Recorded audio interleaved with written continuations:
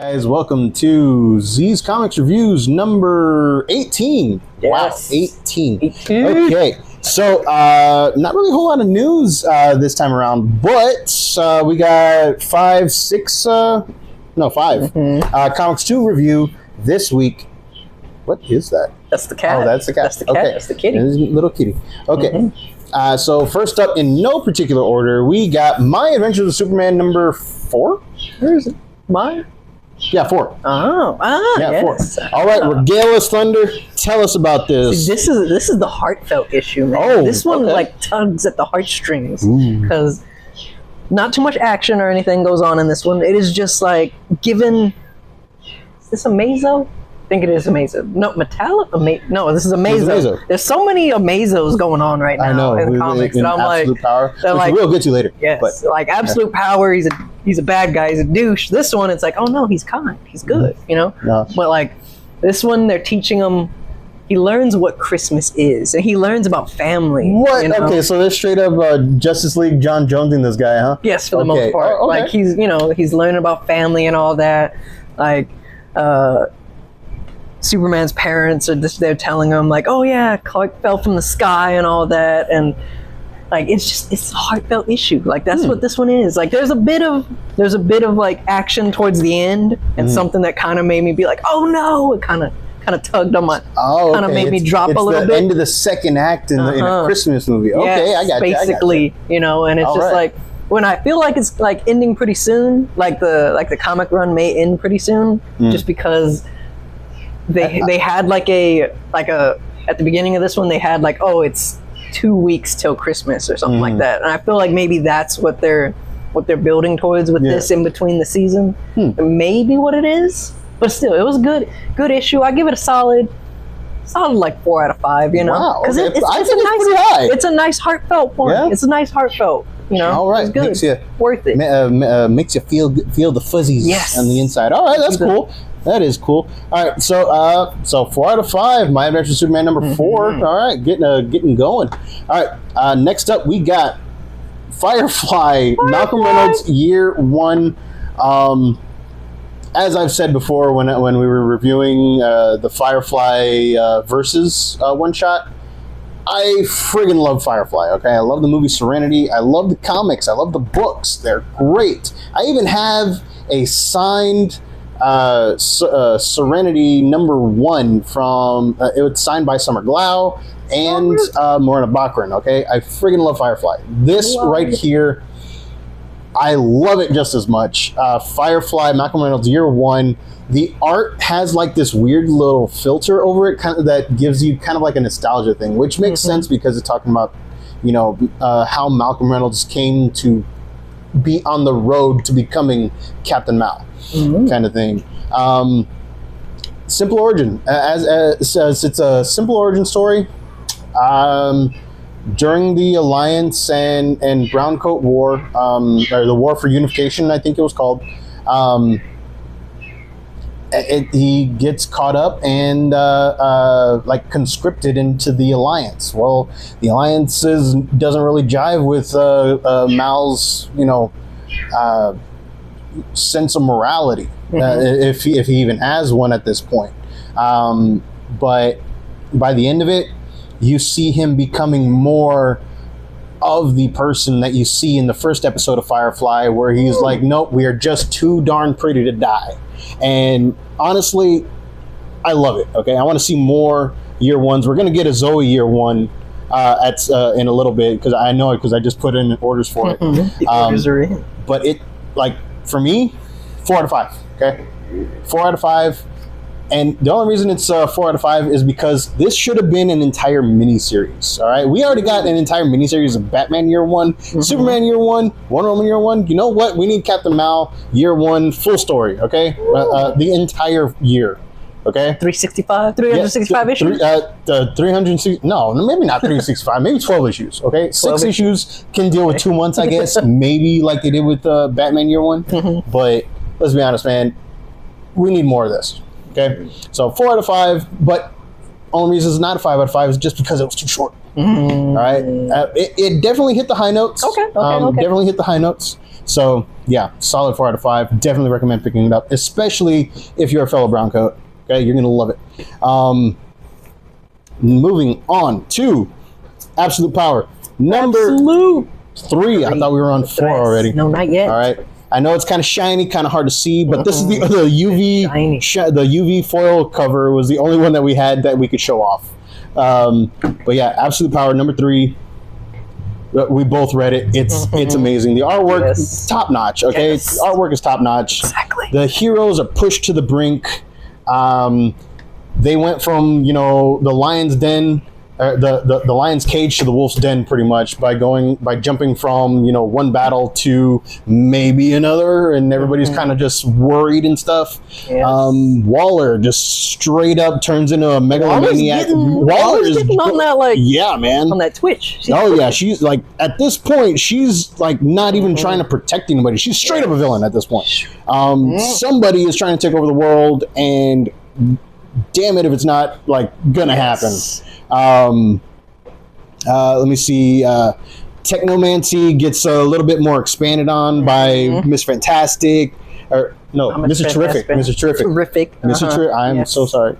Mr. Fantastic's in a different story. I know. Hey, this is the Shazam thing, Captain Marvel, whatever already. Hey, he is the official Captain Marvel. Always in my heart. In my heart. So like. You've seen in the other issues, if you've been keeping up with Absolute Power, that when these Amazos, when these failsafe versions of Amazos absorb the powers and abilities of the heroes and stuff, they also absorb some of their morality. Well, this one kind of comes to a head. They didn't really think that through. They didn't think that was going to happen. I mean, they even say it in the issue. Like, wait, morality is a friggin' superpower? It's like, we did not calculate for this. Yeah, exactly. So that little, MacGuffin from earlier makes its relevant story right here, and because of that, stuff happens. I'm trying to keep it as vague as possible so you can see the twists and turns coming in. But dude, honestly, I gave it a 5 out of 5. Like, dude, Nightwing straight up steps up. All right, my boy Nightwing is kind of becoming a better Batman. Exactly. No, he's not the new Batman. Batman, like, did you read the Titans? Of course. Okay, the new series Titans. Okay, when he straight up tells everybody, yeah, I have fail-safes on all of you. I think it's Starfire. She says, well, how is that any different from the Babel protocols? Says, well, the real difference is I'm telling you about it. I'm not hiding it. You guys are all dangerous. Exactly. And I need a way to stop you because I'm just a man. He's up front. Yeah. And like, he doesn't hide it. He's straight up says, look, man, y'all guys are freaking nuts if you don't think that you're not dangerous. And that Nightwing, that Dick Grayson steps up and straight up becomes the general that he needs to be. All right, Batman, too distrustful. Nobody trusts Batman because he's kind of the catalyst for this entire thing because of failsafe. Yes. Yeah. Batman, man. But Nightwing, he commands too much stuff. Okay? Yes. Yeah, like every time Nightwing just like gets put on stage in this issue, he's like, he just takes command. Steps up all right? to Big Barda too. He's like, all like, hey. Not even Superman steps up to Big Barda, okay? But the cojones on Nightwing, he's like, nope. I don't care if you're a daughter of Apocalypse. I'm like, no. He's becoming the Big D in a good way. But yeah, I straight up gave it a 5 out of 5. What do you think? Yeah, all right. I'm there. Cool. I'm for it. All right, so some of the selections from this week pretty good. This one, Minor Arcana. We're moving on. Minor Arcana. What kind of minor? Like or like un pequeño. Oh, okay. So Minor Arcana number 1. Brand new story coming out from one of the creators from Sweet Tooth, which I know got a Netflix adaptation. It is, the artwork is basically like a muted colored, almost watercolor, I guess, surrealism. All right, it's kind of weird. The story is confusing, but I think in these fantastical stories where like the mother is sick the daughter comes to take care of the mother, but the daughter pretty much has nothing going on in her life. She's basically the prodigal daughter returned. Okay. And things happen in the story that just have you going like, I don't understand why I'm reading this. And then at the end, you're not entirely sure if what is happening is actually happening. Oh my god! So it's kind of weird. You don't know if it's like in her mind. You don't know if like it's a Total actually Recall kind of thing. No, it's like one of those a Wishmaster kind of things. Like you're not entirely sure it's happening, but you're along for the ride. It's a very subdued opening. It does leave you wanting to know what happens next. So in that, I will give it a 3 out of 5. Okay, our first 3 out of 5 of the night. Halfway. 3 out of 5. I'm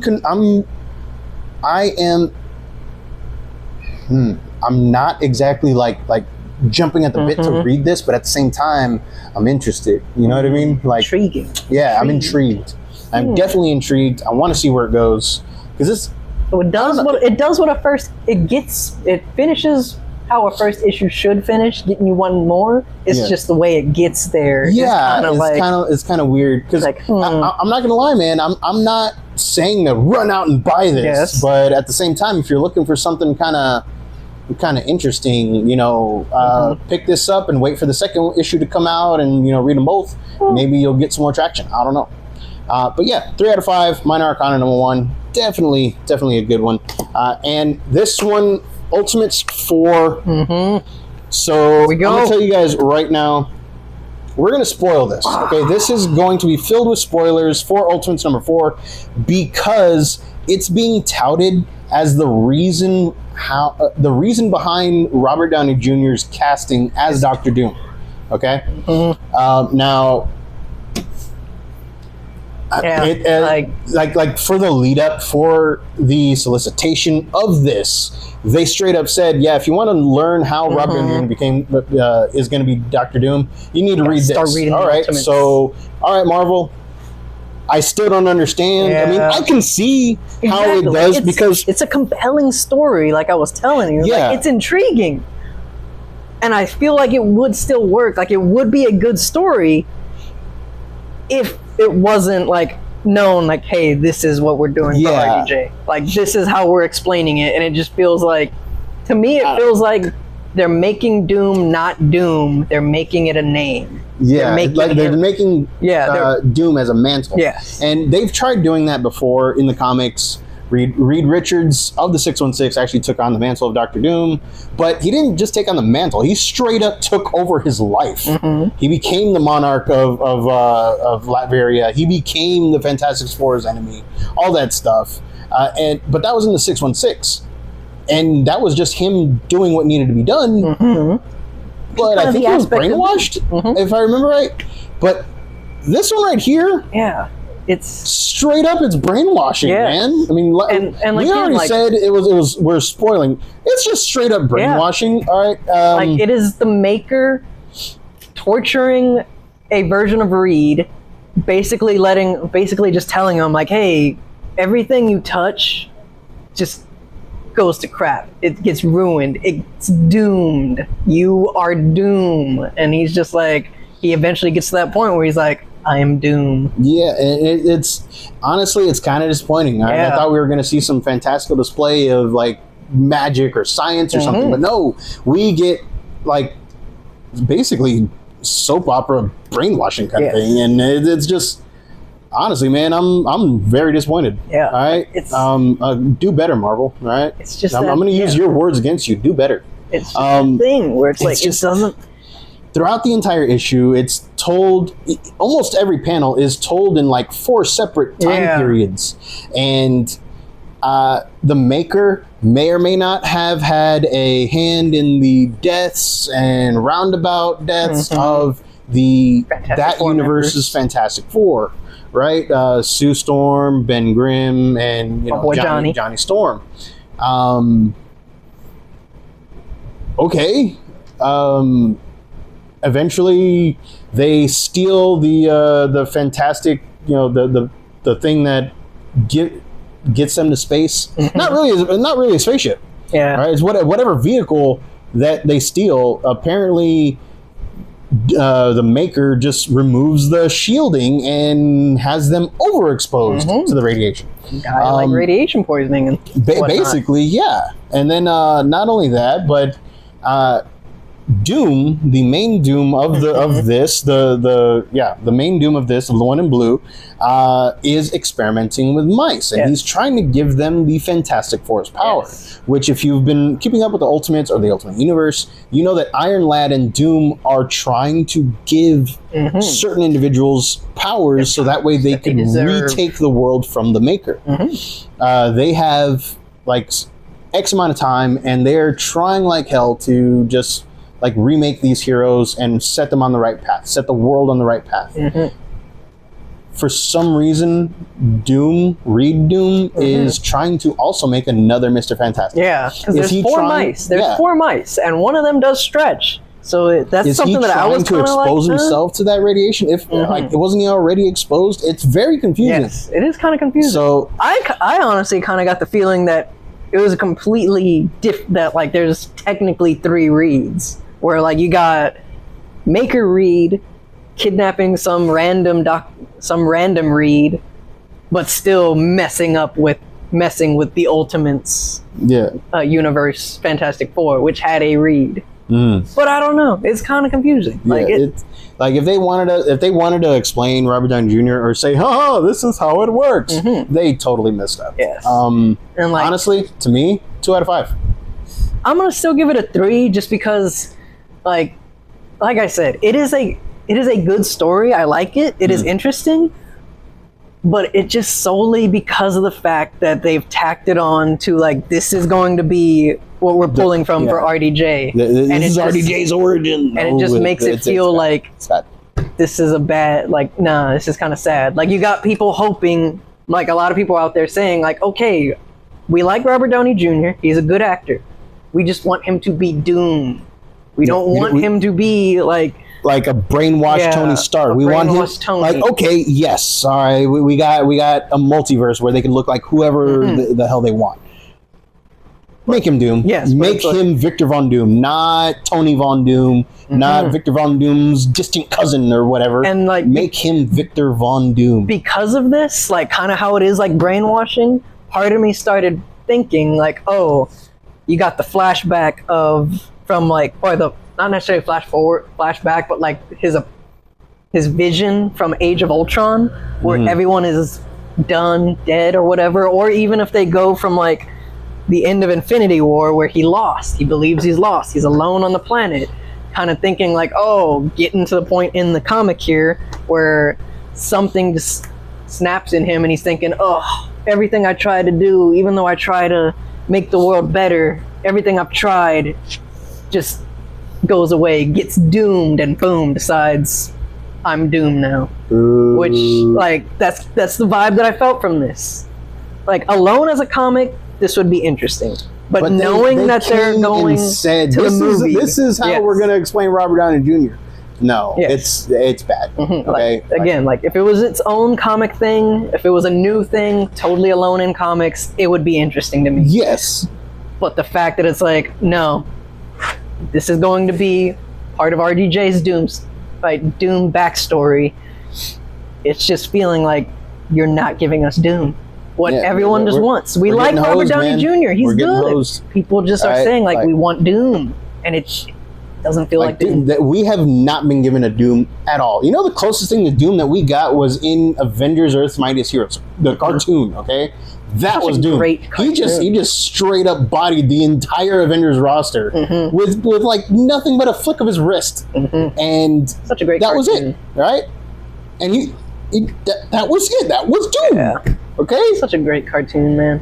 Yeah, but so, and I'm not like this doesn't really have anything to do with the like RDJ thing or whatever, but I'm just not a fan of severely scarred Doom. Like, I like the idea of just like, oh, it's just one little scratch, straight up just vein. Yeah, like because like I like the idea of like him just like, oh, it's just one little scratch, and since Doom is like a perfectionist or whatever, he automatically thinks, oh, I'm hideous because of it. But like, I don't like freaking disfigured, veiny Doom. Yeah. What they do to Reed. They basically made Reed Doom look like one of those alpha primitives from the Inhumans. Yeah. It's kind of weird. Yeah. But yeah, I gave it a 2 out of 5. He gave I'm it 3 gonna give out it of a 5. 3 just because I'm being a little bit nicer to the fact that like, if this wasn't tied to RDJ, I probably would have given it like a 4 out of 5 just because it is an interesting story, but it kind of bumps it down a little bit.